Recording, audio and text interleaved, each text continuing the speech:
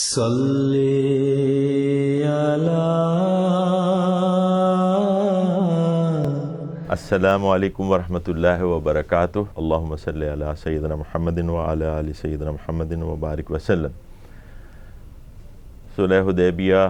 کے معاملات کو ہم دیکھ رہے ہیں۔ آخری جو شخص نیگوسیشن کے لیے آیا آپ صلی اللہ علیہ وسلم کے وقت، آپ صلی اللہ علیہ وسلم کے پاس، وہ تھا عروہ ابن مسعود، اور ان کے ہم نے ڈیٹیل میں چیزیں دیکھ لیں۔ اب اس کے دوران ایک اور واقعہ ہوا کہ قضاء کا ایک اور شخص جو ہے وہ، کیونکہ وہ الائڈ تھے رسول اللہ صلی اللہ علیہ وسلم کے پاس کے ساتھ، تو وہ چاہتے تھے کہ یہ معاملہ کسی طرح طے ہو، تو وہ آپ صلی اللہ علیہ وسلم کے پاس ہے، اور صلی اللہ علیہ وسلم نے کہا کہ تم جاؤ ان کو اور پھر ایک دفعہ اس بات سے قائل کرنے کی کوشش کرو کہ یہ معاملہ رفع دفع کریں، اور یہ ہم صرف یہاں پہ آئے ہیں، حج ہمیں کچھ دیر کے لیے جاتے ہیں، ہم اس کا طواف کر کے اور ہم چلے جائیں گے اور اپنے قربانی کے جانور جو ہیں قربان کر دیں گے۔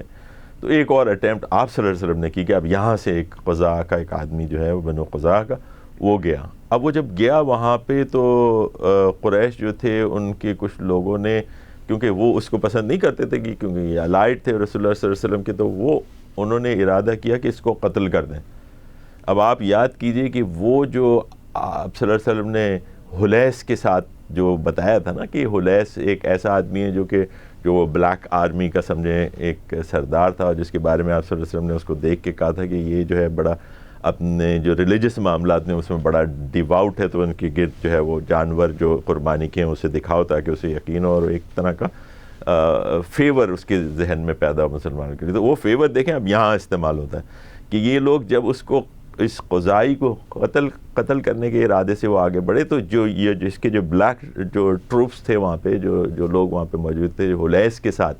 جو کہ اس کی کمانڈ میں تھے، انہوں نے اس کی جان بچائی اور اس کو مکے سے نکالا۔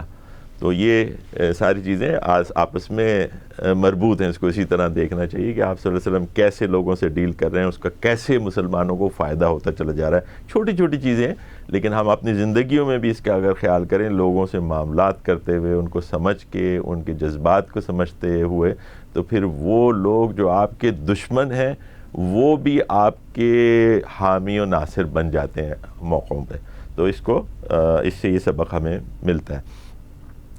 اب آخری جو ان کے پاس سے جو نیگوسیٹر آتا ہے، سہیل ابن عمر جب جاتے ہیں، اور اس وقت جیسے ہم نے کہا کہ اب قریش جو ہیں وہ کچھ معاملات میں نیگوشیٹ کرنے پہ تھے، خاص طور پہ عروہ ابن مسعود کی جو بیان تھا اس کا ان کو اثر ہوا ہے۔ وہ ایک اہم آدمی تھا، وہ سردار تھا، وہ سمجھتا تھا چیزوں کو۔ تو سہیل ابن عمر کو پھر انہوں نے بھیجا اسی ارادے سے، کیونکہ ہی واز ایک طرح سے ایک بڑا نیگوشیٹر تھے، وہ بہت اچھے۔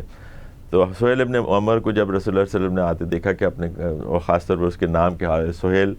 سے آپ صلی اللہ علیہ وسلم نے کہا کہ اب شاید ہمارے لیے سہولت پیدا ہو جائے گی اور ہم آسانی اس معاملات میں پیدا ہو جائے گی۔ انٹرنیشنل نیگوشیٹر تھے، معاملات طے کرتے رہتے تھے، تو وہ اچھا ہے کہ یہ آئے ہیں۔ اب سہیل ابن عمر جب آئے ہیں تو وہ بالکل اسی ارادے سے آئے تھے کہ وہ کوئی ایک ڈیل جو ہے ان کے ساتھ وہ ہم طے کر لیں مسلمانوں کے ساتھ۔ تو وہ ڈیل بہرحال طے ہوئی، اور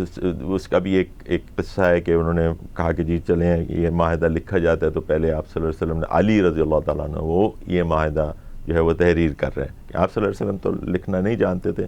لیکن آپ صلی اللہ علیہ وسلم نے علی سے کہا کہ آپ لکھیں، تو انہوں نے کہا کہ لکھیں بسم اللہ الرحمن الرحیم۔ تو سہیل ابن عمر کہتے ہیں کہ الرحمن الرحیم کیا ہے، ہم تو نہیں جانتے یہ کون رحمان ہے کون رحیم ہے۔ ہاں اللہ کو ہم جانتے ہیں، اللہ کو جانتے تھے، کچھ نام کچھ چیزیں تو تھیں، لیکن الرحمن الرحیم کو پھر جو ابراہیمک تعلیمات تھیں ان سے آہستہ آہستہ رخصت ہوتی رہیں، تو بہت سی چیزیں بھول گئی تھیں، لیکن اللہ ان کو نام یاد تھا، اسی نام سے یاد کرتے تھے۔ تو آپ صلی اللہ علیہ وسلم نے کہا کہ ٹھیک ہے جیسے یہ کہتے ہیں ویسے کر دو، اور وہ انہوں نے لکھ دیا کہ بسم اللہ رادر دن بسم اللہ الرحمن الرحیم، اور پھر بسم اللہ کے بعد انہوں نے لکھ دیا کہ یہ لکھو کہ یہ معاہدہ محمد الرسول اللہ اور قریش کے درمیان طے پا رہا ہے۔ تو اس نے پھر اعتراض کیا، اس نے کہا کہ اگر ہم آپ کو رسول اللہ مان لیں تو پھر تو کوئی مسئلہ ہی نہیں رہا، پھر ہمارے آپ کے درمیان کیا معاملہ ہے، ہم کیوں معاہدہ کریں، پھر تو آپ ہماری طرح ہیں یا ہم آپ کی طرح ہیں، تو رسول اللہ تو ہم اس معاہدے پہ لکھنے نہیں دیں گے۔ تو آپ صلی اللہ علیہ وسلم نے کچھ روایت اس میں یوں آتی ہیں کہ علی کو جب آپ نے ہدایت کی کہ یہ رسول اللہ کا نام جو ہے وہ وہاں سے نکال دو، اور یہ جیسے کہ محمد ابن عبداللہ وہاں پہ لکھ دو، تو علی نے اس سے انکار کیا کہ رسول اللہ یہ تو میرے ایمان کا معاملہ ہے، میں یہ کام نہیں کروں گا۔ انہوں نے کہا کہ میں اس کو نہیں نکال سکتا، یہاں سے نہیں ہٹا سکتا۔ تو آپ صلی اللہ علیہ وسلم نے، جو کہ یہ دیکھیں کہ پڑھنا لکھنا نہیں جانتے تو اس کے باوجود انہوں نے اپنے ہاتھ سے اس کو وہاں سے اسکریچ کر دیا کہ جی ٹھیک ہے، پھر محمد ابن عبداللہ لکھ دیا گیا۔ محمد ابن عبداللہ، اور یہ بہرحال معاہدے کی شقیں جو ہیں وہ طے ہوئیں، ان میں سے جو بعض اہم شقیں تھیں، وہی سب سے اہم شق جو تھی وہ یہ تھی جس کا ہم آگے کچھ واقعات جس سے منسلک ہم دیکھ لیں گے۔ وہ یہ تھی کہ اگر ایک تو یہ کہ اس سال وہ مسلمان یہاں سے واپس چلے جائیں گے اور ان کو حرم کی حدود میں داخل ہونے کا، طواف کرنے کی اجازت نہیں دی جائے گی۔ البتہ اگلے سال وہ آ سکتے ہیں، اور وہ صرف ایک تلوار لے کے آئیں گے جو اپنے نیام کے اندر ہی وہ رکھیں گے، اور کسی تیاری کے ساتھ نہیں آئیں گے، اور اپنے جو بھی ہدایہ ہیں وغیرہ لے کے آ کے، اور اپنے 3 راتوں کے لیے ان کو قیام کی اجازت ہوگی، وہ مکے میں رہیں گے اور اس دوران کوئی معاملہ نہیں ہوگا، اور پھر اس کے بعد وہ واپس چلیں گے۔ لیکن اس سال نہیں ہوگا۔ وہ بھی قریش بھی ہزیمت تو اٹھا چکے تھے، ابھی خندق میں اٹھائی ہزیمت، اس کے بعد اب وہ کہتے کہ اگر ہم یہ مان لیں ان کی ساری معاملے ان کو آنے دیں تو وہ ہماری کیا عزت رہ جائے گی کہ ہم تو بس سرنڈر کر گئے، ہر چیزیں چھوڑ دی۔ تو انہوں نے اپنا ایک وہ بنانے کے لیے کہ جی چلیں اس سال نہیں، اگلے سال آ جائیں۔ آپ صلی اللہ علیہ وسلم نے اس کے اوپر رضامندی ظاہر کی، گو کہ مسلمانوں کے بہت سے لوگ اس پہ خوش نہیں تھے، جس کا ہم ذکر کریں گے۔ پھر یہ ایک معاہدے کی ایک شق یہ بھی تھی کہ اگر کوئی شخص جو مسلمان ہو جاتا ہے مکے میں اور وہ چھوڑ کے مدینے جاتا ہے تو یہ مسلمانوں پہ لازم ہے کہ اس کو وہ واپس کر دیں گے، جبکہ اگر یہی معاملہ کسی ایسے شخص کے ساتھ ہے جو مدینے سے مکے آتا ہے تو مکے والوں پہ کوئی پابندی نہیں ہے کہ اس کو واپس کریں۔ ہمیں دیکھنے میں یہ ایسی لگتی ہے شرط کہ یہ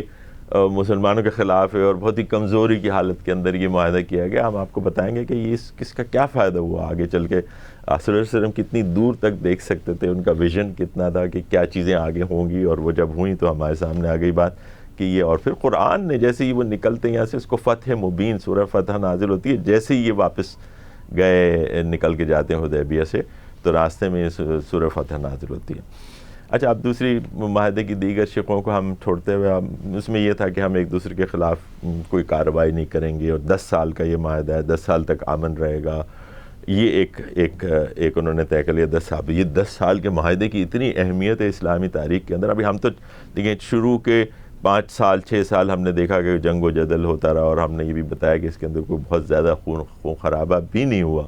اور چند سو افراد جو ہیں دونوں طرف سے وہ مارے گئے۔ یہ 6 سالوں کی کہانی ہے، ہوا مار کا آرائی ہوتی رہی، لیکن اس کے اندر بہت کم ایسا کچھ خون کا ضیاع ہوا۔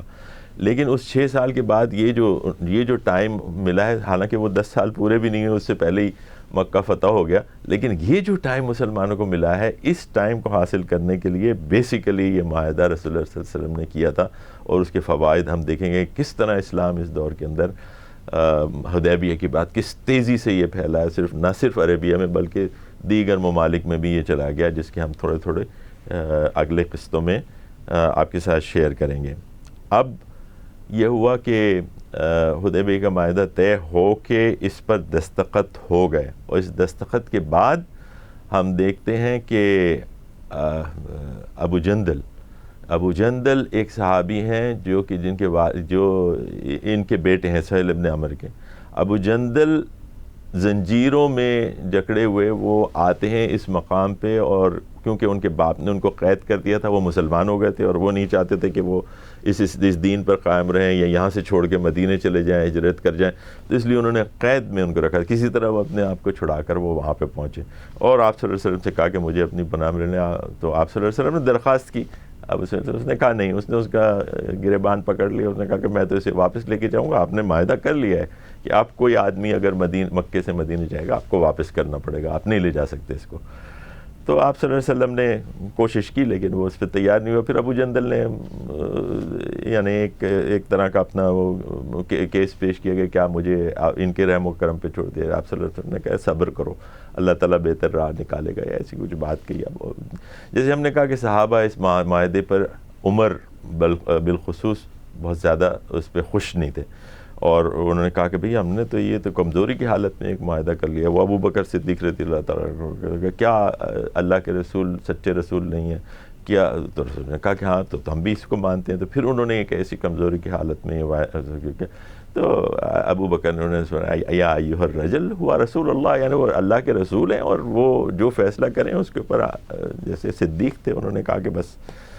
وہ ٹھیک فیصلہ کریں، جو وہ بالکل اطمینان تھا ان کو اس وقت بھی. دیگر صحابہ بھی. اب اس کی ایک مظاہرہ اور ایک واقعے میں ہوتا ہے، ہم اس کو اگلے سیگمنٹ میں انشاءاللہ دیکھ لیں گے کہ جس سے وہ مسلمانوں کی جو کیفیت تھی اس وقت کی وہ واضح ہوتی ہے. اقول قولی ھذا واستغفر اللہ لی ولکم ولسائر المؤمنین والمؤمنات. السلام علیکم ورحمۃ اللہ وبرکاتہ. صلی علی